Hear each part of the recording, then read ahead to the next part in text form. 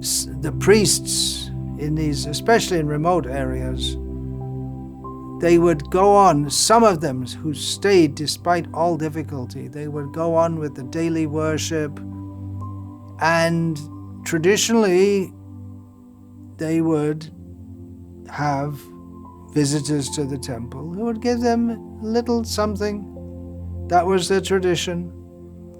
The visitors to the temple would offer, when you come to the temple, you don't come empty-handed.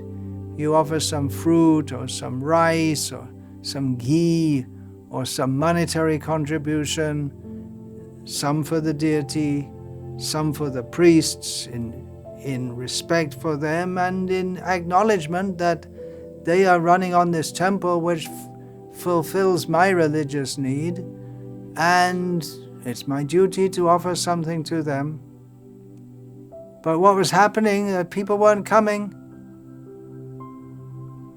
Especially at the big festivals, that would be a time when there was some income. I mean, I'm not saying that the Brahmin priests were just fixated on income, but it was something they didn't have to think about because it was so nicely set up that everyone gave a little and they would get by like this.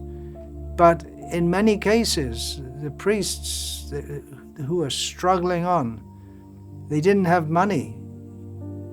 They had to skip meals. House rent. They'd have to beg, borrow. They were in a very, very difficult situation.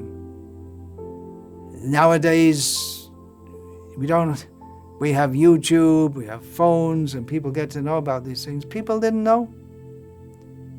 They just didn't know. The Brahmins who went off to America, they might not even know how in remote villages